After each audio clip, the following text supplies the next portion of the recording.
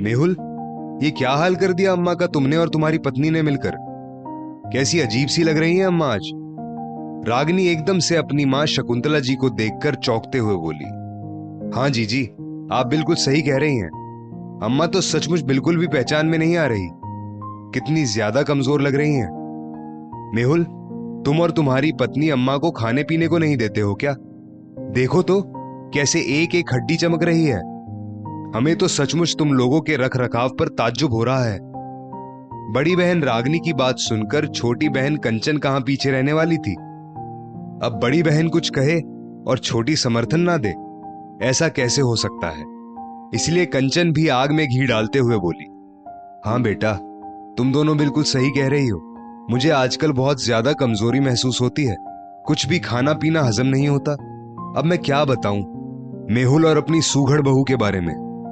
ज्यादा कुछ कहो तो ये लोग समझते हैं कि मैं इन लोगों की बुराई कर रही हूं। अब तुम दोनों 2-4 दिन मेरे साथ रहोगी तो मुझे अच्छा लगेगा। शकुंतला जी भी अपनी बेटियों की हां में हां मिलाते हुए बोली, जबकि वो जानती थी कि ऐसा कुछ भी नहीं है। बेटा बहू दोनों ही उनका बहुत अच्छी तरह से ख्याल रखते हैं, लेकिन जब बेटियां मां के पास आ जाएं तो मां को कहां ख्याल रहता है बेटे बहू की भावनाओं का। उसको तो बस अपनी बेटियों की ही बात समझ में आती है। दीदी, ऐसा करिए, पहले आप दोनों लोग थोड़ा आराम से बैठ जाइए और पानी वानी पी लीजिए, फिर जो इच्छा हो वो कह लीजिएगा। मैं अभी दुकान जा रहा हूं, वो भी खुली पड़ी है। रात को आकर इत्मीनान से बात करूंगा। मेहुल ने अपनी दोनों बड़ी बहनों से शांत स्वर में कहा। उसको तो इस बात का अंदाजा ही था कि जैसे ही दोनों बहनें एक साथ यहां पर आएंगी, एक एक करके उसकी और उसकी पत्नी नमिता की खिंचाई शुरू कर दी जाएगी, और उस समय अम्मा भी अपने बेटे बहू को उपेक्षित करके पूरी तरह से अपनी बेटियों की ही हां में हां मिलाएंगी। दरअसल इस समय मेहुल दुकान से घर पर खाना खाने आया था। तभी उसे उसकी बड़ी बहन रागिनी का फोन आया कि वो थोड़ी ही देर में छोटी बहन कंचन के साथ घर पहुंच रही है। मेहुल समझ गया कि फिर हर बार की तरह दोनों बहनें कुछ ना कुछ नाटक जरूर करेंगी यहां पर आकर, क्योंकि अब वो उन दोनों का लाडला भाई नहीं, उन दोनों के लिए विलेन जो बन गया था। हाँ, तू तो सचमुच बड़ा सयाना हो गया है ना। ये मत समझना कि तुम्हारी पत्नी की खातिर हम लोग चुप रह जाएंगे। जो सच्चाई है वो तो कहकर रहेंगे ही। दोनों बहनें मेहुल की बात सुनते ही तमक कर बोली, दीदी, मैं तो बचपन से ही आप लोगों की सुनता चला आ रहा हूं। मेरी क्या मजाल जो आप लोगों के सामने मुंह खोल सकूं। मेहुल ने इतना कहने के बाद चुप रहने में ही भलाई समझी और वो वहां से उठकर चुपचाप दुकान चला गया।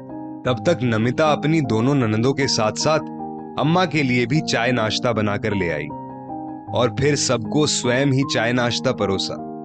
लेकिन किसी ने नमिता से एक बार भी साथ में बैठकर चाय नाश्ता करने के लिए नहीं कहा, और नमिता झूठे बर्तन उठाकर अंदर रसोई में चली गई। जीजी, खाने में आप लोग क्या खाना पसंद करेंगी? पूड़ी सब्जी या फिर दाल चावल रोटी? थोड़ी देर बाद फिर नमिता ने शालीनता से वहां आकर पूछा। तुम्हारा जो मन करे वो बना लो, हम लोग तो सब कुछ खा लेते हैं, बस थोड़ा मन से बनाना, वरना खाना गले से उतरेगा भी नहीं। दोनों ननंदे लापरवाही से एक साथ ही ताना कसते हुए बोली, लेकिन नमिता मुस्कुराते हुए रसोई की ओर चल दी। दोनों बेटियां अपनी मां के साथ बातों में लग गई और नमिता जाकर रसोई में लग गई, क्योंकि ना तो वो लोग नमिता को अपने पास बिठाना पसंद करती और ना ही नमिता उनके पास ज्यादा बैठना चाहती, क्योंकि जितनी देर नमिता उन लोगों के पास बैठती, दोनों की दोनों नमिता और मेहुल को लेकर उल्टी सीधी बातें करती नजर आती। इसलिए मेहुल ने खुद नमिता से उन लोगों के पास ज्यादा देर बैठने के लिए मना कर रखा था, क्योंकि वो नहीं चाहता था कि उसकी जीवन संगिनी की किसी के द्वारा बेइज्जती हो, चाहे फिर वो उसकी अपनी सगी बहनें ही क्यों ना हो। रागिनी और कंचन अक्सर ही बिना बुलावे के जब देखो तब साथ साथ मायके आ धमकती। रागिनी अपने घर से अपनी गाड़ी से आती तो रास्ते में कंचन का घर भी पड़ता था, तो उसको भी अपने साथ ले आती, और फिर दोनों बहनें मायके आकर अपनी अम्मा की खातिर भाई भाभी को बेवजह सुनाती रहती। मेहुल दोनों बहनों से छोटा था, इसलिए दोनों बहनें उस पर अपना पूरा अधिकार जमाती और तरह तरह से उसको और उसकी पत्नी नमिता को परेशान करने की कोशिश करती रहती। दरअसल मेहुल ने नमिता से शादी करने की जिद जो ठान ली थी। दोनों बहनें चाहती थी कि मेहुल उन दोनों की ही पसंद की धनवान लड़की से शादी करे, जिससे उन लोगों को भी खूब मालताल मिले। लेकिन मेहुल को तो शांत और सरल स्वभाव की नमिता बहुत ज्यादा अच्छी लगी और उसका मानना था कि नमिता बहुत अच्छी तरह से उसकी जिंदगी में कदम से कदम मिलाकर चल सकती है। बस इसलिए उसने अमीर परिवार के रिश्ते नकार कर मध्यम वर्गीय परिवार की नमिता से शादी करने की ठान ली। बस इसी वजह से मेहुल और नमिता दोनों बहनों की चिढ़ का कारण बन गए, क्योंकि नमिता के मायके से सिर्फ जरूरत भर का ही सामान आया था। अब तो जब भी दोनों बहनें मायके आती, मेहुल और नमिता के कामों में और अम्मा की देखभाल में नुक्ताचीनी करती रहती, और जो अम्मा कभी बेवजह नमिता को कुछ नहीं कहती, वो भी बेटियों के आने पर बदल जाती और बेटियों की बुराइयों में शामिल हो जाती।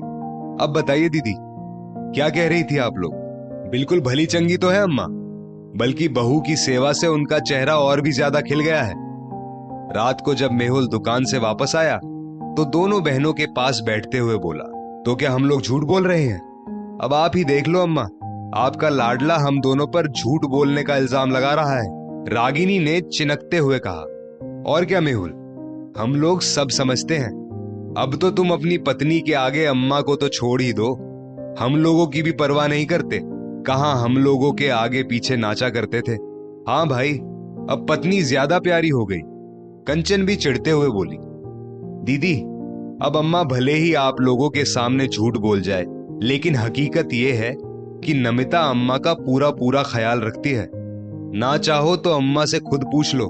मेहुल ने शकुंतला जी का मुंह ताकते हुए कहा, अब ख्याल क्या रखती है, रोटी पानी ही तो देती है बस, और कौन सा पहाड़ तोड़ देती है। ये तो घर का काम निपटा ले, वही बहुत है। बेटियों के आ जाने पर शकुंतला जी भी उन लोगों की ही बोली बोलने लगती। तो फिर ठीक है दीदी, थोड़े थोड़े दिनों के लिए आप दोनों लोग अम्मा को अपने साथ अपने घर ले जाओ। नमिता को भी थोड़ा आराम करने का मौका मिल जाएगा।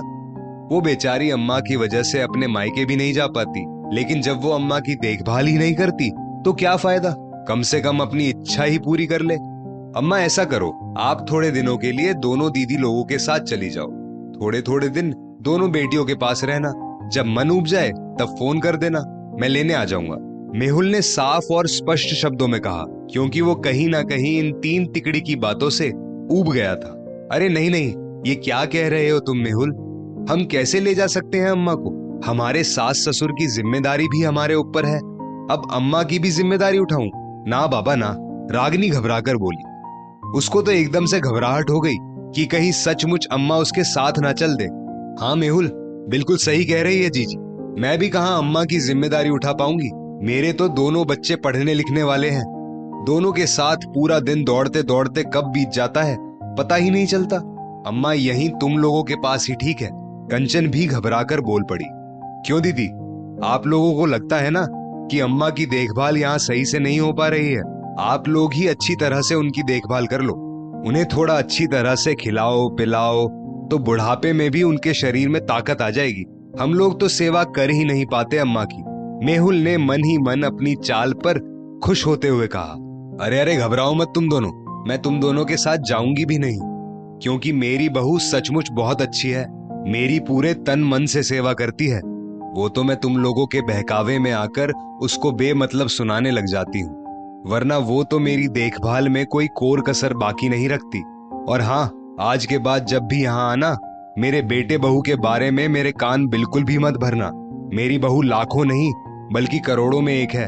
अब मैं कान की कच्ची बिल्कुल भी नहीं बनूंगी, और तुम लोग भी सावधान हो जाओ, वरना मैं तुम लोगों को यहाँ आने से भी मना कर दूंगी। शकुंतला जी एकदम से भावुक होकर बोली, अम्मा ये हुई ना बात, अब तो आपकी बहू के बारे में कोई भी उल्टा सीधा नहीं बोल सकता। मेहुल एकदम से उछलकर बोला। वहीं दूर रसोई में खड़ी नमिता अपने पति और सास की बातों को सुनकर मन ही मन मुस्कुरा रही थी।